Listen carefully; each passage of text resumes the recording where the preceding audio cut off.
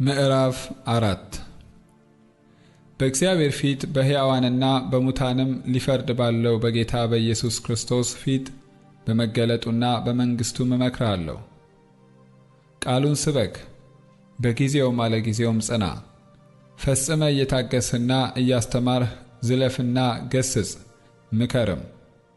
ሕይወት የሚገኝበትን ትምህርት የማይታገሱበት ዘመን ይመጣልና ነገር ግን ጆሮቻቸውን የሚያሳክክ ስለሆነ እንደ ገዛ ምኞታቸው ለራሳቸው አስተማሪዎችን ያከማቻሉ። እውነትንም ከመስማት ጆሮቻቸውን ይመልሳሉ፣ ወደ ተረትም ፈቀቅ ይላሉ።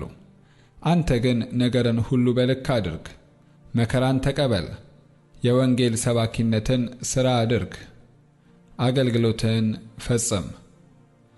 በመሥዋዕት እንደሚደረግ የእኔ ሕይወት ይሰዋልና የሚሄድበትም ጊዜ ደርሷል። መልካሙን ገድል ተጋድያለሁ፣ ሩጫውን ጨርሻለሁ፣ ሃይማኖትን ጠብቄአለሁ። ወደፊት የጽድቅ አክሊል ተዘጋጅቶልኛል።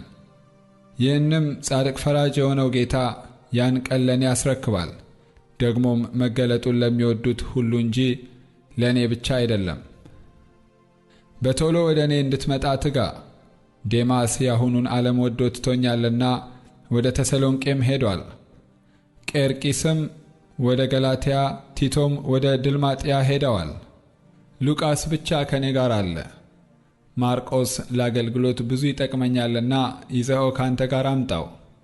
ቲኪቆስን ግን ወደ ኤፌሶን ላክሁት። ስትመጣ በጢሮአዳ ከአቅርጳ ዘንድ የተውሁትን በርኖሱንና መጻሕፍቱን ይልቁንም በብራና የተጻፉትን አምጣልኝ። የናስ አንጥረኛው እስክንድሮስ እጅግ ከፋብኝ። ጌታ እንደ ሥራው ይመልስለታል። አንተም ደግሞ ከእርሱ ተጠበቅ፣ የምንናገረውን እጅግ ተቃውሟልና። በፊተኛው ሙግቴ አንድስ እንኳን አልደረሰልኝም፣ ሁሉም ተውኝ እንጂ። ይህንም አይቁጠርባቸው። ዳሩ ግን የስብከቱ ሥራ በእኔ እንዲፈጸም አሕዛብም ሁሉ እንዲሰሙት ጌታ በእኔ አጠገብ ቆሞ አበረታኝ። ከአንበሳ አፍም ዳንሁ። ጌታም ከክፉ ነገር ሁሉ ያድነኛል፣ ለሰማያዊው መንግሥት ይጠብቀኛል። ለእርሱ ከዘላለም እስከ ዘላለም ክብር ይሁን፣ አሜን። ለጵርስቅላና ለአቂላ ለሄኔሴፎሩም ቤተሰቦች ሰላምታ አቅርብልኝ።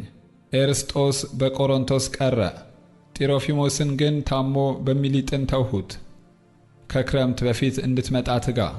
ኤውግሎስና ፑዴስ፣ ሊኖስም ቅላውዲያም ወንድሞችም ሁሉ ሰላምታ ያቀርቡልሃል። ጌታ ኢየሱስ ክርስቶስ ከመንፈስ ጋር ይሁን። ጸጋ ከእናንተ ጋር ይሁን፣ አሜን።